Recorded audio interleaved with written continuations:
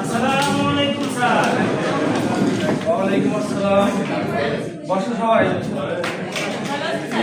আলহামদুলিল্লাহ ভালো আছি। তোমরা কেমন আছো?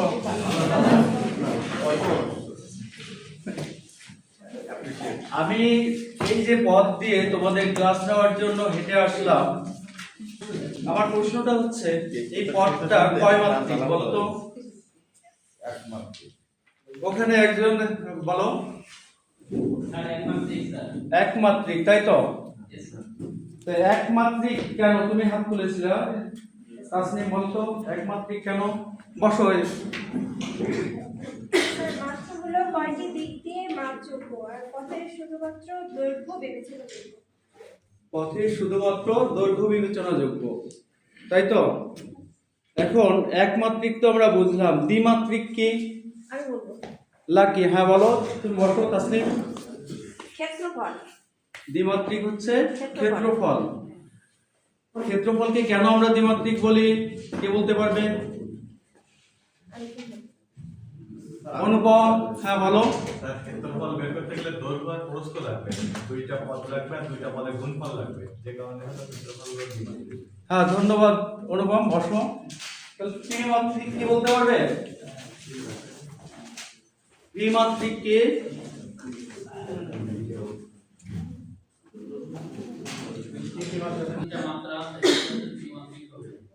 যার তিনটা মাত্রা আছে সেটা হচ্ছে ত্রিমাত্রিক, তাই তো? জাহিদ বলতে যাচ্ছিলেন, জাহিদকে একটু সুযোগ দিয়ে বসো। স্যার আমরা যে পুরো দিকে তাকাচ্ছি পুরোটা ত্রিমাত্রিক হবে মনে হয়।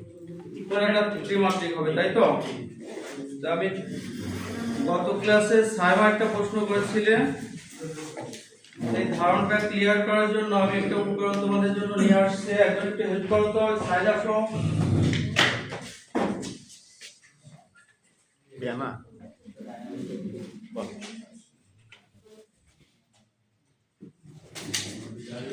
শূন্য মাত্রিক কি বলতে পারবে সাইমা? জি স্যার। শূন্য মাত্রিক কি? বিন্দু। শূন্য মাত্রিক হচ্ছে বিন্দু যার শুধুমাত্র অবস্থান আছে। আর একমাত্রিক তো আমরা বুঝতেই পারলাম, রেখা, পথ, সুতো। আর দ্বিমাত্রিক হচ্ছে দৈর্ঘ্য এবং প্রস্থ থাকবে, বোর্ড, তল, আয়তক্ষেত্র।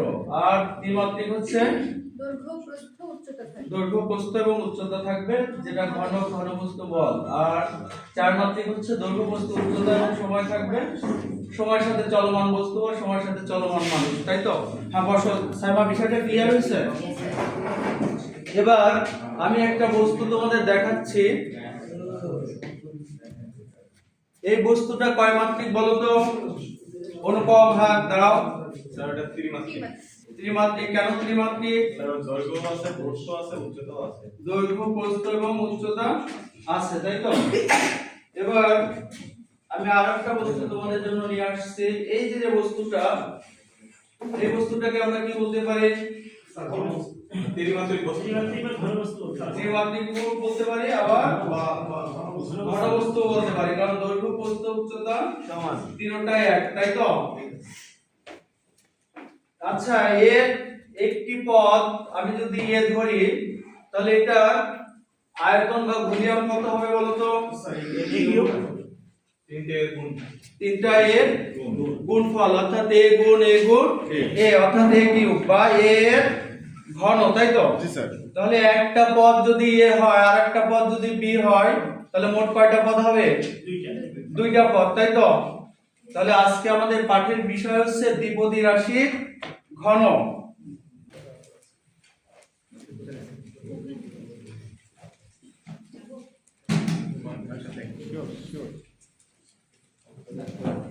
প্রায় 1 থেকে 8 পর্যন্ত গুণবে গণনা করে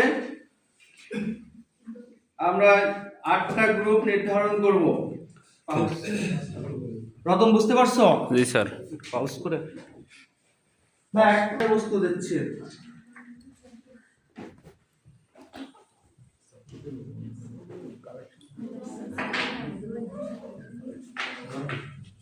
এটা তো এটা ক্লাস ক্লাস বাড়ি ক্লাস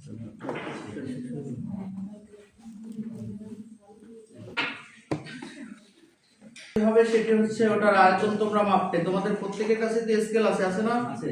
স্যার আর আমি তোমাদের একটু সহযোগিতা করছি।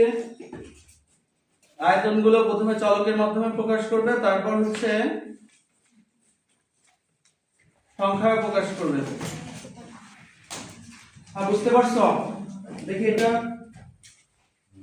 যে এর আয়তন যদি আমরা সংখ্যায় প্রকাশ করি তাহলে এই পাশে আমি পাচ্ছি 1 ইঞ্চি, এই পাশেও 1 ইঞ্চি, এই পাশে 1 ইঞ্চি, তাহলে এর আয়তন হচ্ছে 1 ঘন ইঞ্চি, তাই তো? আর এটা যদি আমি চলকের মাধ্যমে বলি 1 ইঞ্চি যদি a ধরি তাহলে a গুণ a গুণ a, তাহলে আমি বলতে পারি a কিউব। তোমরা কি পেয়েছো? এবার দিয়ে আমি যদি এটাকে এই লেন্থটাকে যদি a ধরি, এই পাশে a পাচ্ছি, তাহলে a স্কয়ার, আর এই পাশে পাচ্ছি কি b, তাহলে এটাকে আমরা বলতে পারি a স্কয়ার b। আর যদি সংখ্যার মাধ্যমে প্রকাশ করি তাহলে 1 গুণ 1 গুণ 2, তার মানে 2 ঘন ইঞ্চি, তাই তো? এবার তোমাদের দেখি তোমরা কি পেয়েছো? এপার দিয়ে আমি পাচ্ছি হচ্ছে কত? এপার দিয়ে পাচ্ছি 1 ইঞ্চি, এপার দিয়ে পাচ্ছি 1 ইঞ্চি, এপার দিয়ে পাচ্ছি 2 ইঞ্চি, তার মানে 2 ঘন ইঞ্চি। আর আমি যদি 1 ইঞ্চি কে a ধরি তাহলে আমি বলতে পারি a স্কয়ার b। ক্লিয়ার? তোমাদের কি পেয়েছো? এপার কি b a স্কয়ার b। তোমরা কি করছো?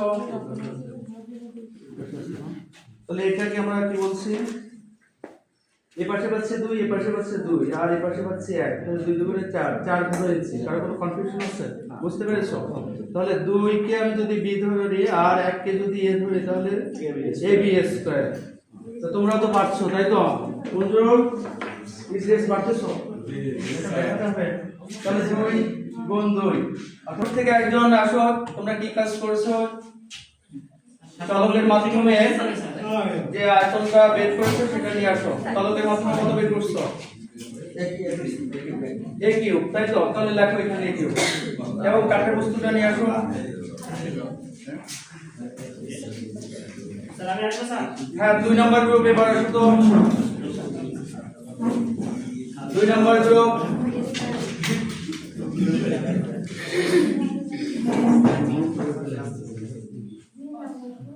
2 নাম্বার গ্রুপ, তোমরা এই কাঠের বস্তুটার আয়তন বের করেছো a square b। 3 number group, sir আমরা পেয়েছি a স্কয়ার b। তোমরা পেয়েছো a square b।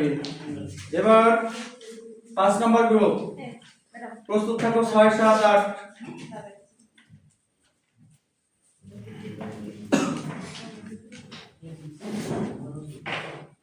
ab square. 5 number কিন্তু তোমরা পেয়েছো ab square. 7 number group, sir 8 number গ্রুপে চলে আসো।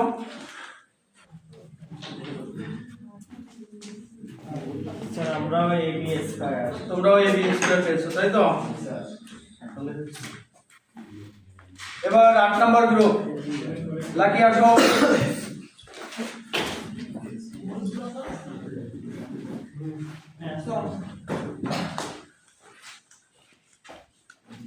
তোমরা পেয়েছো b কিউব।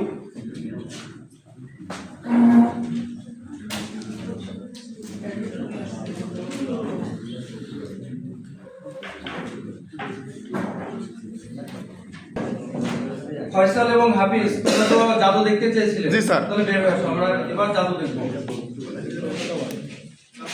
স্যার আমাদের কোনো ক্ষতি হবে না তো? না, কোনো ক্ষতি হবে না। আর সাইমা তুমি চলে গেলে কেন? তুমি আসো আবার। এখানে তো আমাদের সেই 8টা গ্রুপকে দেওয়া 8টা কাঠের বস্তু, তাই তো? তো আমরা এগুলোকে একটু নতুন করে সাজাই।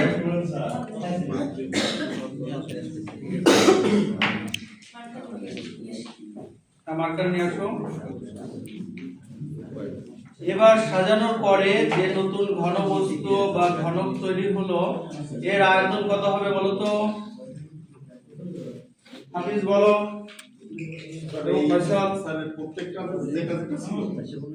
প্রথমে সংখ্যার মাধ্যমে বলো, তারপর আমার এই যে সেই চলকের মাধ্যমে বলো। এই যে এটা হচ্ছে আমার সেই স্কেল, তাই তো? অর্থাৎ এখানে আমরা দেখছি দৈর্ঘ্য 3 ইঞ্চি, তাই তো? প্রস্থ 3 ইঞ্চি, উচ্চতা 3 ইঞ্চি, অর্থাৎ তাহলে 3 3 9 3 9 27 ঘন ইঞ্চি হচ্ছে এর আয়তন, এই ঘনক বা ঘনবস্তুর আয়তন। এখন আমরা ওই 1 ইঞ্চি সমান কি ধরেছিলাম? a, আর 2 ইঞ্চি সমান কি ধরেছিলাম? b।